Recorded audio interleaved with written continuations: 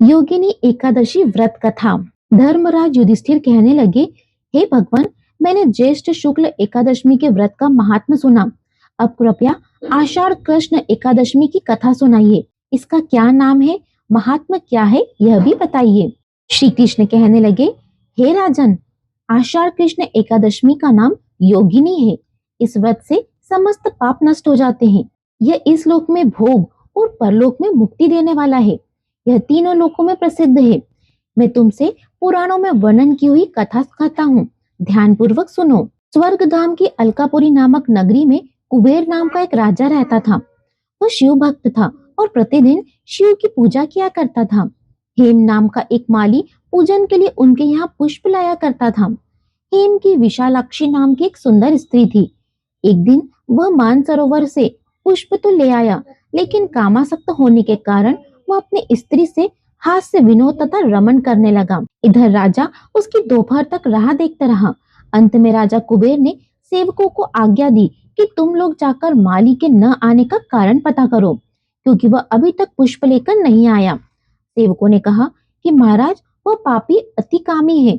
वह अपनी स्त्री के साथ हास्य विनोद और रमन कर रहा होगा। यह सुनकर कुबेर ने क्रोधित होकर उसे बुलाया।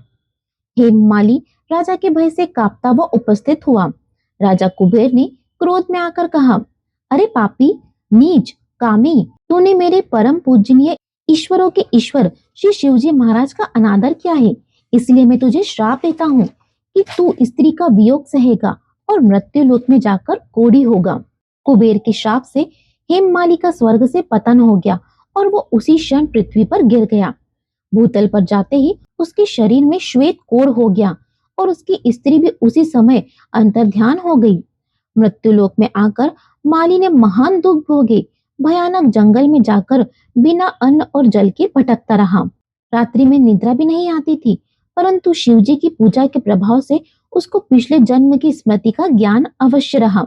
घूमते घूमते एक दिन वह मार्कंडेय ऋषि के आश्रम में पहुंचा, जो ब्रह्मा जी से भी अधिक वृद्ध थे और जिनका आश्रम ब्रह्मा जी की सभा के समान लगता था।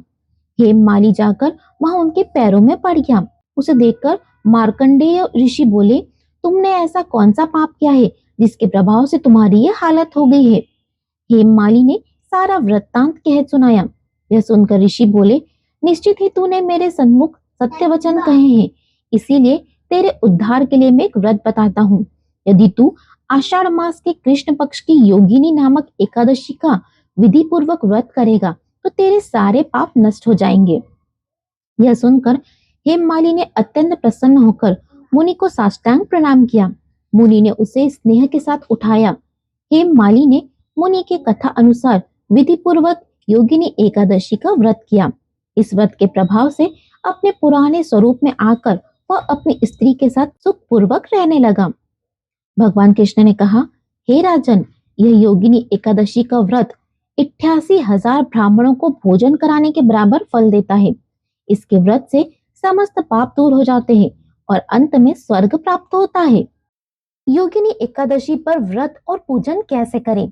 आषाढ़ मास की शुक्ल पक्ष की एकादशी पर योगिनी एकादशी का व्रत किया जाएगा। एकादशी के दिन प्रातः सुबह ब्रह्म मुहूर्त में उठकर घर के मंदिर में भगवान विष्णु की प्रतिमा या तस्वीर को स्थापित करें। पूजन सामग्री अर्पित करें। श्री हरि को पीले फूल, रोली, अक्षत, नैवेद्य और पान सुपारी अर्पित करें। एकादशी के दिन तुलसी दल जरूर चढ़ाएं। मंत्र जाप एवं कथा, धूप एवं दीप जलाएं।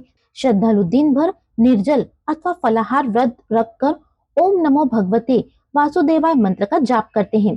सायंकाल में विष्णु सहस्त्र नाम अथवा योगिनी एकादशी व्रत कथा का पाठ करने का विशेष महत्व है।